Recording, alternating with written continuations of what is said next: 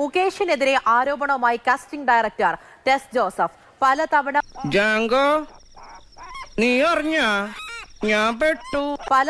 മുറിയിലേക്ക് വിളിപ്പിച്ചെന്ന് ടെസ് ജോസഫ് പറയുന്നു. 2018 ഉന്നയിച്ച ആരോപണമാണ് ഇപ്പോൾ പുറത്തു വന്നത്. സുരേഷ് വെള്ളി അതന്നത്തെ ചോരത്തിളപ്പിന് ഇപ്പൊ എന്ത് ചോര തണുത്തു പോയാ ചെയ്യില്ല. ഞാൻ ഫോണിൽ ഞാനാണെന്ന് എങ്ങനെ അറിയാം? അവിടെ ഒരു മിസ്അണ്ടർസ്റ്റാൻഡിങ് വന്നതായിരിക്കണം. ഞാൻ ഇതിപ്പോ ഒരു ക്രൂ 19 കൊല്ലം മുമ്പ് എനിക്ക് ഓർമ്മയില്ല, അറിഞ്ഞൂടാ. വിശ്വാസം വരണില്ലല്ലേ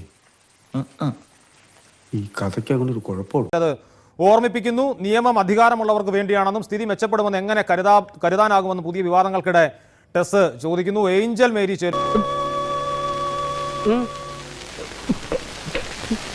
കാസ്റ്റിംഗ് ഡയറക്ടർ ടെലിവിഷൻ പ്രോഗ്രാമിന്റെ ഭാഗമായി താൻ എത്തിയപ്പോൾ അന്ന് മുകേഷ് പലതവണ തന്നെ ഈ റൂമിലേക്ക് ക്ഷണിച്ചു, ഒപ്പം തന്നെ ഭക്ഷണം കഴിക്കാൻ ക്ഷണിച്ചു.